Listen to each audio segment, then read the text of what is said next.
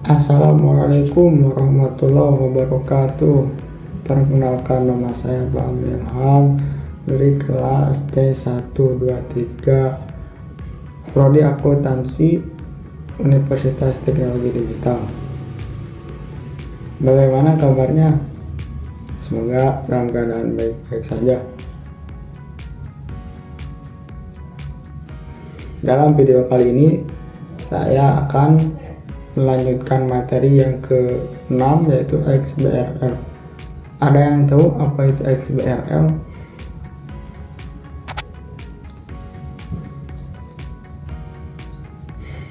XBRL atau kepanjangannya dari Extensible Business Reporting Language adalah sebuah bahasa komunikasi elektronik yang secara universal digunakan untuk transmisi dan pertukaran informasi bisnis yang menyempurnakan proses persiapan, analisis, dan akurasi untuk berbagai pihak yang menyediakan dan menggunakan informasi bisnis.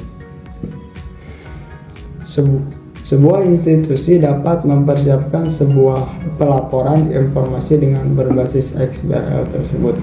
Tujuan utama dari XBRL adalah bagaimana sebuah bisnis data dan data keuangan dapat dengan mudah dipertukarkan, dibandingkan dan digunakan tanpa adanya kendala bahasa dan standar akuntansi. XBRL bekerja dengan membuat suatu tanda yang disebut dengan tag yang dapat diidentifikasi atau dikenal setiap data dan data tertentu yang spesifik. Tag ini mudah dapat dibaca oleh komputer sehingga data dapat diidentifikasi dalam bahasa apapun. Metode ini akan memudahkan pihak lain dalam memperoleh dan memproses data secara elektronik tanpa adanya kebutuhan menerjemahkan dan menginput ulang data. Data ini dapat dengan mudah dibandingkan karena tag-tag yang sama di seluruh dunia.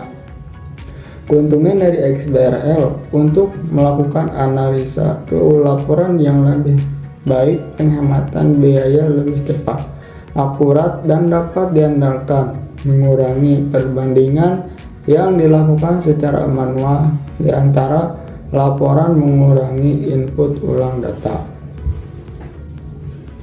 Allahumma yuridullah.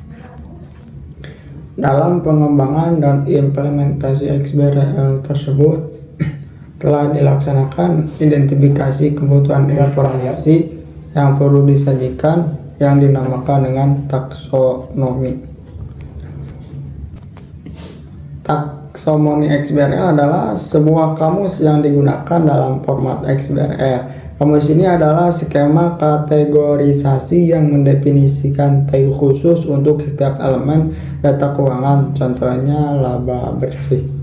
Laporan bisnis yang disajikan dalam format XBRL dinamakan sebagai instance dokumen.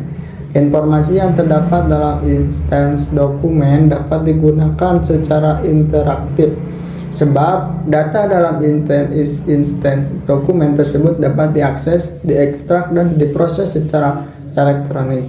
Tag identifikasi yang diterapkan pada elemen-elemen tersebut memungkinkan data yang terkait dapat diproses secara efisien oleh sebuah perangkat lunak komputer.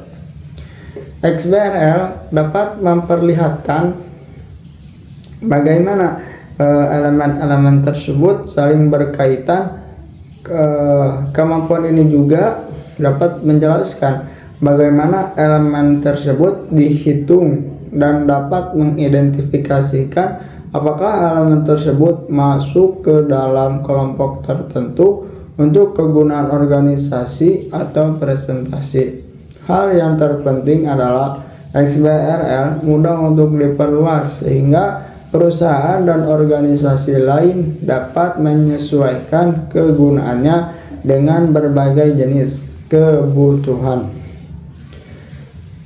Secara umum, manfaat dari XBRL adalah meningkatkan kegunaan sistem pelaporan secara elektronik karena mengimplementasikan format yang sudah distandarisasi, sehingga menghasilkan informasi dan data yang comparable dan mudah untuk dianalisa.